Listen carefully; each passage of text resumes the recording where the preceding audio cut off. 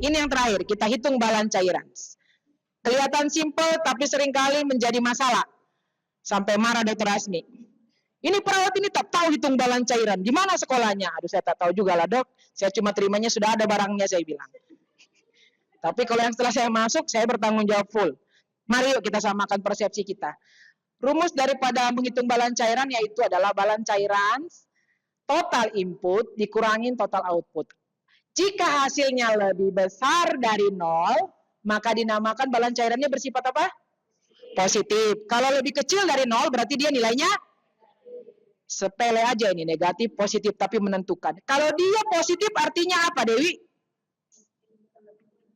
Kelebihan cairan. Kalau dia negatif berarti apa? Kurang cairan. Kita bisa tahu bahwa dia dehidrasi. Oke? Bagaimana caranya menghitung balan cairan ini? Contoh sederhananya, sorry ya, saya belum gedein tulisannya. Pasien minum 1000 cc. Infus yang masuk per 24 jam 500. Totalnya 1500. Kemudian cairan keluarnya diukur urinnya 700 cc. Kemudian dia mungkin ada diare 100 cc. Lalu estimasi IWL-nya adalah 300 cc, 1100. Berapa jadi cairan keluarnya, Carlos? 400 positif. 400 positif artinya apa, Zul? Kelebihan cairan. Di dalam menghitung balan cairan, plus minus 500 itu masih balance. Jadi kalau dia positif 500 masih normal lah. Atau minus 500 masih normal. Once dia misalnya plus 1500, kau tengok pasiennya, baik-baik aja nggak dia? Atau mungkin, udah mulai gitu. Berarti kelebihan cairan. Di dalam tubuhnya nggak keluar. Normalnya kan kalau dia minum 1 gelas, harus keluar 1 gelas kan? Ini dia minum 1 gelas, di dalamnya ternyata ada sampai 2 gelas di dalam. Dari mana itu? Dapat bonus mungkin dari cairan-cairan yang keluar dari tubuhnya. Sehingga menyebabkan dia apa? Terendam paru-parunya. Sesak. Itulah sebabnya sangat perlu sekali kita hitung balan cairan dan terapi cairan ini kita ukur. Jadi jangan sampai terjadi dulu baru mengukur nanti balan cairannya. Baru diisi lembar input outputnya itu. Kan paling nggak kita sudah tahu dari awal kita bisa cegah. Kalau perawatnya kritis berpikir ya. Gampang ya hitung balan cairan. Kita coba. Oh ini dulu sebelum lanjut. Tadi kan IWL-nya sekitar 300. Gimana sih caranya ngitung IWL itu? Insensibility water loss.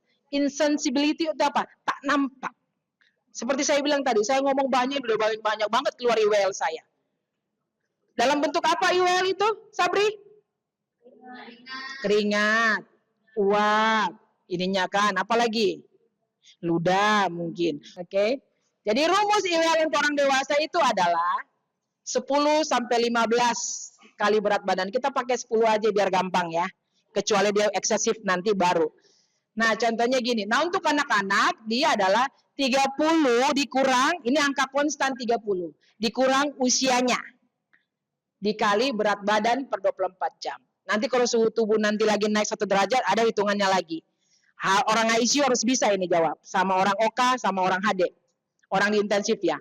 So, rumusnya seperti begini untuk orang dewasa. IWL itu sama dengan 10 dikali berat badan per 24 jam. Nilai konstantanya 10 sampai 15 kita pakai 10. Misalnya pasien dewasa 60, maka IWL-nya per 24 jam normalinya berapa? 600. Baik, jadi itu ya. 600 cc. Jadi kalau mau menghitung balan cairan, berapa yang dia minum, berapa yang dikasih infusnya, jangan lupa plus IWL. Dikurangi jumlah yang keluar. IWL itu output. Ya, jadi dia berapa minumnya, berapa infusnya, entah mungkin ada yang ekstra lagi dia minum misalnya jus, itu dihitung. Keluarnya adalah lewat urin, kalau memang dia diare bisa diukur. Biasanya kalau pakai pampers, kita timbang pampersnya. 1 cc sama dengan berapa miligram? Sama, 1 cc sama dengan 1 miligram. Jadi kalau misalnya pakai pampers anak bayinya, kan kita nggak pakein kateter kan? Kita nimbang dulu sebelum dia pakai pampers, berat kotornya pampersnya itu berapa? Misalnya 20 gram.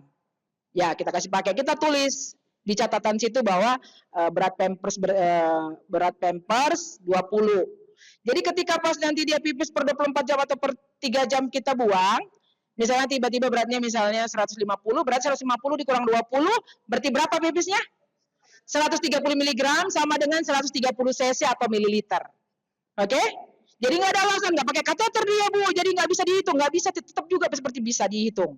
Sama dengan orang dewasa juga, kalau dia pakai pampers, dia pup, kita timbang juga pampersnya sebelum dipakai. Gitu kan di ICU ya? Jadi kita bisa benar-benar akurat untuk hitung kebutuhan cairannya. Apalagi kalau diare kan cair yang keluar kan?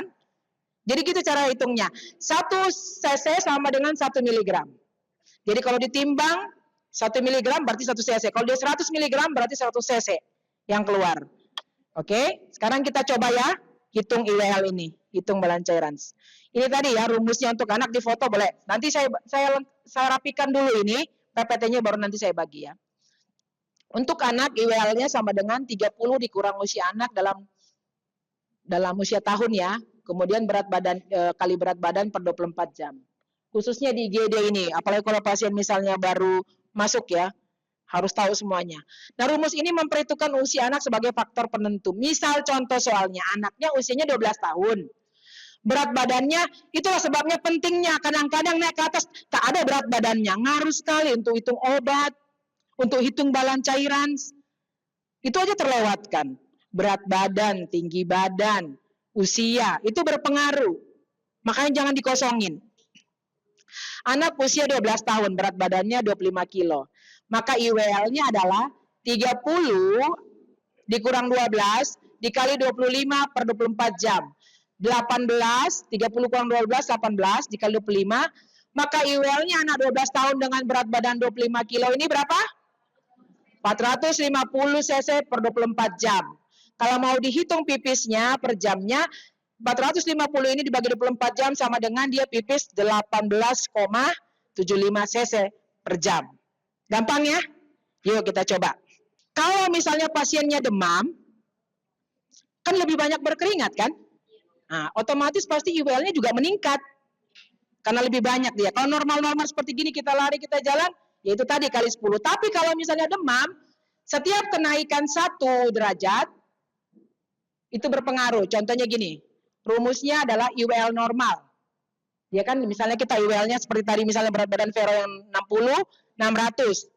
Ditambah 200 kali suhu sekarang, dikurang 36,8. Contohnya, suhunya tadi 36.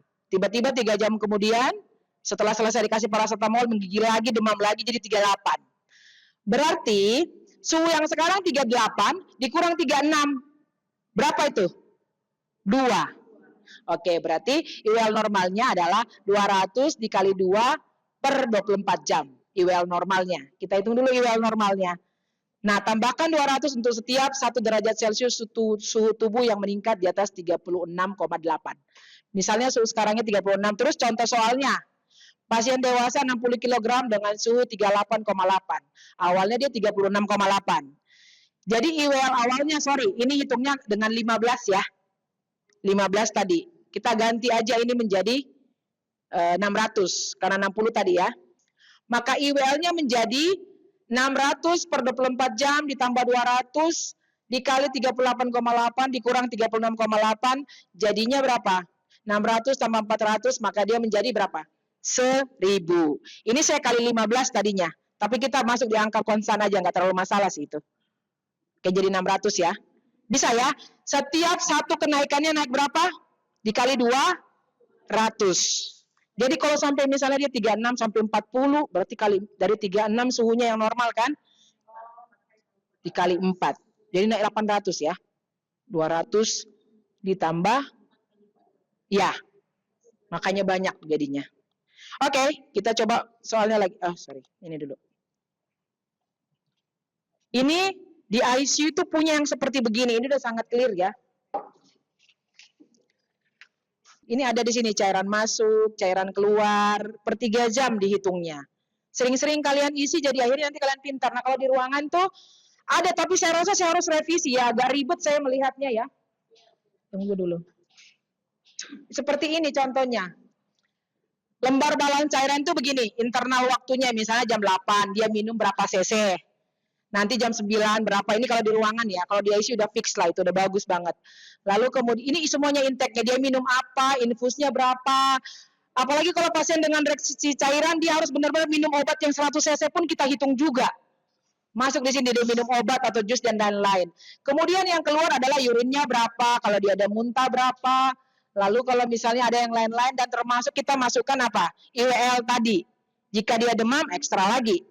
Nah, kemudian intake-nya berapa dikurang outputnya, itulah balan cairannya.